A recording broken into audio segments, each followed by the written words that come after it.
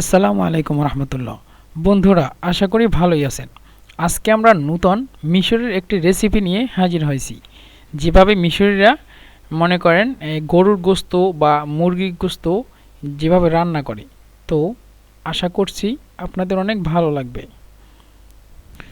প্রথমে একটা কড়াই নিয়ে নিচ্ছি এবং কড়াইতে দিয়ে দিচ্ছি ঘি।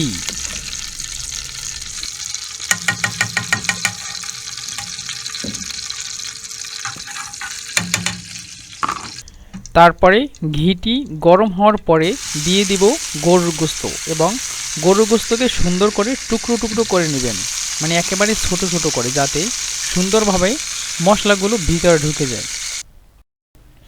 এভাবে 4 থেকে 5 মিনিট বা 7 মিনিটের মতো সুন্দর করে নাড়তে হবে, মানে যাতে সুন্দর করে মানে গোস্তটি লালচে রঙের হয়ে যায় অথবা একটু ভাজা ভাজি হয়ে যায়, যাতে ঘ্রাণটাও চলে যায়।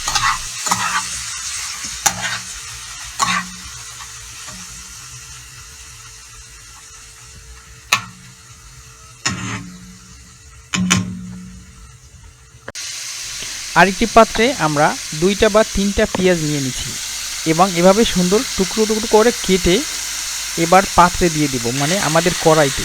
তো সেখানেও মানে সুন্দর করে ভেজে নিব এবং সাথে মরিচও দিয়ে দিতে পারেন আপনাদের মানে স্বাদ মতো, বা আপনার এবং সাথে লবণও দিয়ে দিব।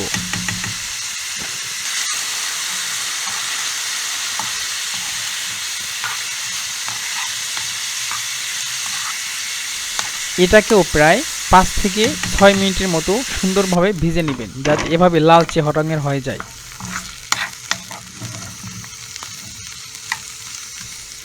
সাথে 1টি বা 2টি টমেটো কেটে দিব এভাবে এবং এটাকেও ভেজে নিব।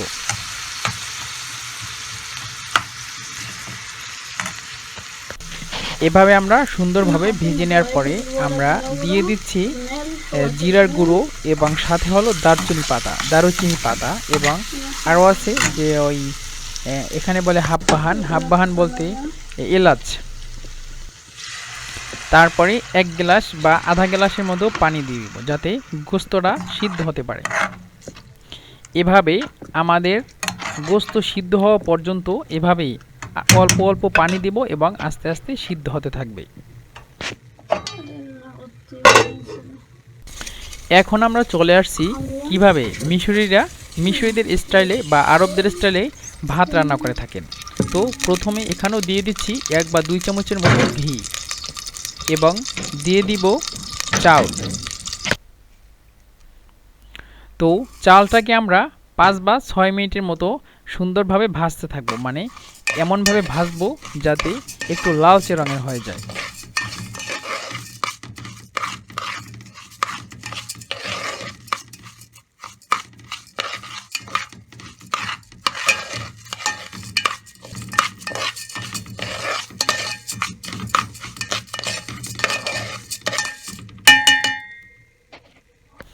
আমরা 7 মিনিট পরে ফিরে আসছি চালের দিকে। দেখতেই পাচ্ছেন চালটি কিন্তু একটু বাদামি রঙের হয়ে গেছে এবং এটার সাথে দিয়ে দিব ম্যাগি। আমরা একটি প্লেটে নিয়ে নিচ্ছি জিরার গুঁড়ো এবং সাথে হলো আদার গুঁড়ো। এগুলো একসাথে দিয়ে দিব ভাতের ভিতরে এবং সুন্দর করে নেড়ে মানে পরিমাণ মতো পানি দিয়ে দিব, যাতে যেই পানিতে মানে ভাতটি সিদ্ধ হতে পারে।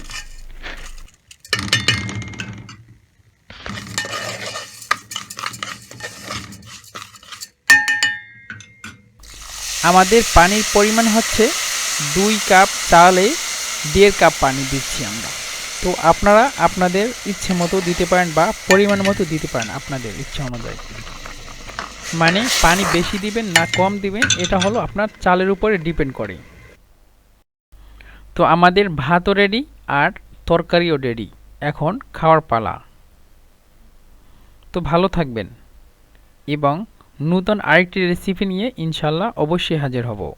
সেই পর্যন্ত ভালো থাকুন, সুস্থ থাকুন। খোদা হাফেজ।